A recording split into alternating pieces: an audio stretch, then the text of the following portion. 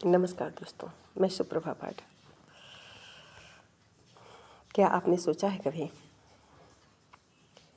कि आपको कंट्रोल करने के लिए, आपको वीक करने के लिए कोई किस हद तक जा सकता है? कोई भी हो सकता है, घर परिवार, मायके ससुराल, फ्रेंड सर्कल में भी लोग हो सकते हैं।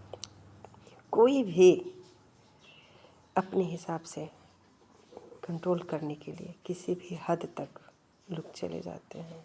ऐसा भी नहीं है, अगर वो अपने हैं तो ऐसा भी नहीं है कि वो बर्बाद कर लेंगे, लेकिन आप पर इतनी पकड़ रखना चाहते हैं ना कि आपका इस्तेमाल किया जा सके, आप पर कंट्रोल किया जा सके।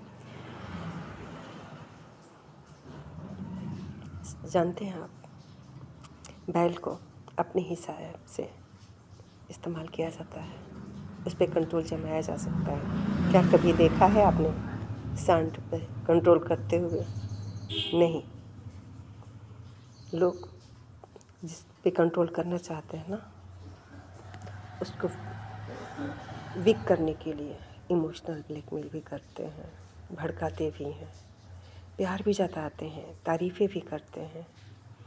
हर तरह से उनको मेंटली शब्दों से उनके साथ खेला जाता है। ज़्यादातर इमोशनल लोग या साफ दिल के लोग शिकार हो जाते हैं, नहीं समझ पाते हैं और वो इस तरह उलझ के रह जाते हैं कि अपनी उलझन से, अपनी जिम्मेदारियों से निकल नहीं पाते हैं, सोच ही नहीं पाते हैं, क्योंकि उनको मेंटली भी, इमोशनली और फिजिकली हर तरह से उनको कमज़ोर कर दिया जाता है, कंफ्यूज कर दिया जाता है। तो ये उनकी क्वालिटी है, पॉलिटिक्स बाजी करने की। आप सीख कर उनके जैसा नहीं बन सकते। जानना इसलिए ज़रूरी है कि ऐसे लोगों को समझा कैसे जाए, बचा कैसे जाए, सावधान रहना ज़रूरी होता है। क्योंकि ये तो निश्चित है कि हम लड़ कर भिड़ कर ऐसे लोगों से नहीं जीत सकते, और हमें उस स्तर पे गिराना भी नहीं चाहिए। हम जो हैं, हमारी जो क्वालिटी है, हमारी अच्छाई है, हम किसी और के लिए क्यों छोड़ें? उनकी अपनी पहचान है, उनका अपना कर्मा है, उनका अपनी नीयत है। हम चाह कर भी उनके जैसे नहीं हो सकते, क्योंकि वो खुद हमारे जैसे नहीं हो सकते। तो बस सोचिए कि बड़ा मुश्किल होता है जब अपनों के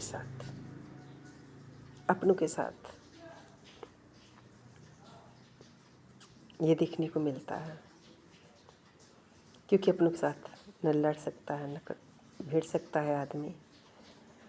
जैसे कि रास्ते चलते हज़ारों कंकड़ हो, पत्थर हो, कोई फ़र्क नहीं पड़ता, आप आसानी से निकल जाते हैं।